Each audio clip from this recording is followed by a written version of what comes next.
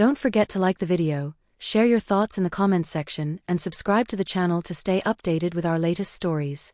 Sophia used to believe that love, once found, would be enough. She and Daniel had built a life that others admired, a charming home, quiet dinners, shared dreams that had long since dulled into duties. But somewhere along the way, the vibrant connection they once shared had faded into silence. Daniel, absorbed in his work and responsibilities, came home each night exhausted, barely registering the sadness behind her smile. Their conversations became transactional. What's for dinner? Did you pay the bill? While her laughter, once frequent, became rare. Alone in the garden she once loved, Sophia began to feel the weight of stillness pressing against her chest. It wasn't loneliness in the dramatic sense, it was more subtle, like something sacred had slowly unraveled without either of them noticing. And yet, it gnawed at her. She couldn't remember the last time Daniel had looked at her, not just seen her, but noticed her. She ached not for extravagance, but for warmth, for presence. She missed being someone's priority. That quiet ache settled in her bones like the early chill of autumn, signaling a change she couldn't yet name, but one that was coming, inevitable as the seasons, and just as impossible to stop. It began with a simple gathering, nothing extraordinary, just neighbors and old friends chatting beneath strings of warm lights in the backyard. Daniel was busy manning the grill, laughing politely at jokes he barely heard, while Sophia floated between conversations, wine glass in hand, smiling with practiced ease. Then she saw him, Lucas Hayes, Daniel's college friend, newly returned to town. He stood near the fence, charming and effortless, his eyes catching hers with a familiarity that stirred something long buried. Their conversation started innocently enough. He asked about her garden, complimented the rosemary chicken she had prepared, and made her laugh, really laugh, for the first time in what felt like months. There was an ease to him, an attentiveness that made her feel seen in a way she hadn't in years. She found herself leaning in, drawn to his energy like warmth in winter. When he recounted a road trip memory with Daniel, she laughed until her eyes welled. It wasn't the story, it was the way Lucas made everything feel vibrant. And in the midst of the crowd, amidst the buzz of laughter and clinking glasses, Sophia realized she wasn't just enjoying a conversation, she was remembering who she used to be. That woman, full of light and spirit, had been tucked away beneath routines and quiet heartbreak. But Lucas saw her. And that terrified her more than anything else, because part of her didn't want to disappear again. Part of her wondered what it would feel like to be fully alive. Sophia told herself it was nothing. That running into Lucas at the bookstore, twice in 1 week, was just coincidence. That grabbing coffee after a chance meeting wasn't a big deal. But deep down, something had already shifted. It started with casual conversations about community events, about books, about the past. Lucas was magnetic, his presence both grounding and invigorating. Every time he smiled at her, Sophia felt like she was being seen, not as a wife or a homemaker, not as a neighbor, but as a woman. A real woman. Their encounters began to stretch longer. A shared latte turned into walks around the lake, fingers brushing accidentally, laughter echoing in the cool evening air. They spoke about things she hadn't dared voice in years, her restlessness, the feeling that life had passed her by in quiet moments and missed glances. Lucas listened. Not just with polite nods, but with intent, with questions that made her feel important. With Daniel, conversations had become transactional, bills, errands, schedules. With Lucas, they were alive. And each time Sophia said goodbye, she carried him with her, his words, his voice, the glimmer in his eyes. She hadn't crossed a physical line, not yet, but in her heart she was drifting, carving out a secret place where Lucas lived. It was exhilarating. It was terrifying. Because she knew how easily fleeting moments could turn into decisions. And yet, she kept showing up, again and again, convincing herself it was harmless. Even as her heart whispered that it was already too much. It was a warm afternoon when Sophia and Lucas sat side by side on a weathered park bench, the late sun casting golden ripples over the lake. She didn't know why she had agreed to meet him again. She told herself it was to discuss the charity fundraiser, but as he leaned closer, speaking with that familiar warmth, her excuses dissolved. The air between them buzzed with unspoken tension. "You ever think about how different things could have been?" Lucas asked softly, his eyes fixed on the water. The question sliced through her. She didn't respond right away. Her fingers clenched around the paper cup in her hands. Sometimes, she said, barely above a whisper. It was the first time she had admitted it out loud. Lucas nodded, his gaze now fixed on her. You deserve to feel alive, Sophia. That one sentence ignited something dangerous. Her pulse quickened. She looked at him, really looked, and realized she had been waiting for someone to say those words. Someone to remind her she was still capable of being wanted, being seen. She didn't touch him. He didn't kiss her. But the silence that followed was heavier than any embrace. When she returned home that evening, Daniel was on the couch, dozing with a tablet still in his lap. The quiet hum of their routine pressed around her like a cage. She stood in the doorway, watching the man she had built a life with, and for the first time, wondered if love alone was enough to keep it from slipping away. The weekend trip Daniel planned was supposed to bring them closer, a chance to rediscover the rhythm they had lost. Tucked away in a cozy mountain cabin, the scenery was breathtaking: towering pines, a sky flecked with stars, the crisp scent of pine needles, but the silence between them was louder than ever. They hiked, made small talk over lukewarm coffee, shared a bottle of wine by the fire, yet it all felt like a performance. Sophia watched Daniel from across the room that first night, his face lit by the flicker of flames, and felt like she was staring at a stranger wearing her husband's skin. She wanted to speak, to bridge the growing chasm, but every word felt like it might crack the delicate surface they were skating on. It wasn't until their second night, wrapped in thick blankets on the porch, that the truth finally broke through. Are you happy, Sophia? Daniel's voice was low, nearly lost in the wind. She hesitated, eyes on the dark forest ahead. I don't know, she said honestly. I feel like I'm fading. He turned toward her, his jaw clenched, the pain evident. Is there someone else? The question hung between them like smoke. She didn't answer right away.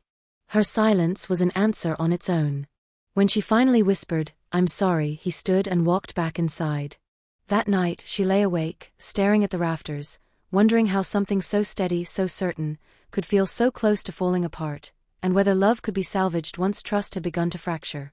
Returning from the mountains, something had irrevocably shifted between Sophia and Daniel. Their home, once a sanctuary, now felt like unfamiliar terrain. They moved through the house like cautious strangers, polite, restrained, careful not to say too much or too little. Sophia kept busy in the kitchen, her hands always occupied, as if she could whisk away the guilt that clung to her. Daniel buried himself in work, his silence a shield.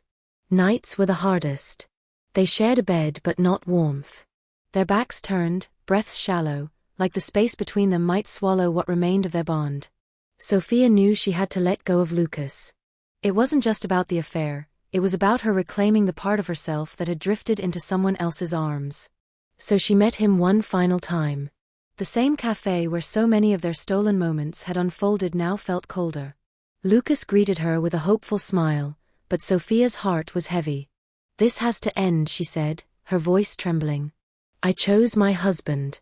The sadness in his eyes mirrored her own, but he didn't fight her on it. He simply nodded.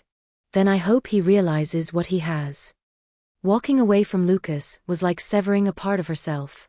But she didn't look back. That night, she told Daniel. Not every detail, just enough to tell the truth. He didn't say much, but he listened. And in his silence, Sophia sensed something fragile beginning to stir, not forgiveness, not yet, but maybe, the start of healing. The days that followed were quiet, yet thick with unspoken emotion. Sophia and Daniel lived like shadows of their former selves, eating meals in silence, sharing space but not closeness. Therapy became their tether. Their first session was hesitant, both guarded, their wounds still too raw. But little by little, the walls began to crack. Sophia confessed the loneliness she had buried for years, the longing to feel seen, desired, heard. Daniel listened, at first with disbelief, then with growing clarity. For the first time, he saw not just the betrayal, but the hollow that had formed between them long before Lucas ever re-entered their lives. It wasn't easy. Daniel wrestled with resentment, his pride bruised, trust shattered. There were moments he flinched when Sophia entered the room, moments she wept alone in the shower, unsure if rebuilding was even possible. But then came a breakthrough, an afternoon in the garden, where Sophia knelt in the dirt, tears mingling with soil as Daniel approached and quietly joined her, pulling weeds beside her. No words, just presence. And that was the first seed of hope. In therapy, Daniel admitted his own shortcomings, the distance, the distraction, the assumptions that she was okay just because she didn't complain. Sophia learned to speak up, to ask for what she needed without shame. It was a slow burn, this healing, fragile and flawed, but real. They weren't chasing the past anymore. They were building something new. And in that raw, uncertain space, Sophia and Daniel began to rediscover the version of love worth fighting for. It was a rainy Tuesday when Sophia made the hardest decision of all. She asked to meet Lucas one final time. Not for closure, not for rekindling, but to say goodbye. They met at the same cafe where so many of their stolen moments had begun. Lucas was already seated when she arrived, his expression unreadable, guarded but quietly hopeful. Sophia sat across from him, her heart pounding with the ache of everything unsaid. "This has to be the last time," she said softly, fingers curled around the mug she hadn't touched. Lucas didn't argue. He simply nodded, his jaw tense. "I knew this was coming," he said, eyes searching hers. "But I hoped it wouldn't." There was a pause, pregnant with the weight of their shared past, the electric moments, the secrets.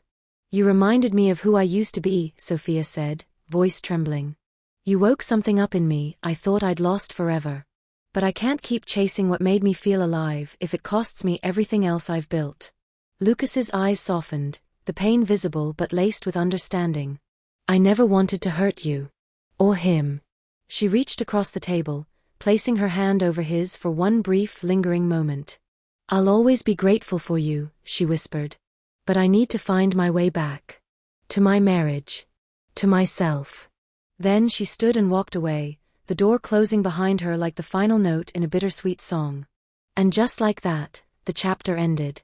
The weeks following Sophia's goodbye to Lucas were a quiet war between healing and regret. She returned to Daniel with a heart bruised but determined. The house felt different, every hallway echoed with the memory of what had almost been lost. But Sophia was done pretending. She took small steps. She initiated conversations, even when the silence between them was awkward. She cooked his favorite meals, not out of guilt, but as a way to remember the warmth they once shared. Daniel, still guarded, watched her with tired eyes. He wanted to believe in her again, but his pain had rooted itself deep.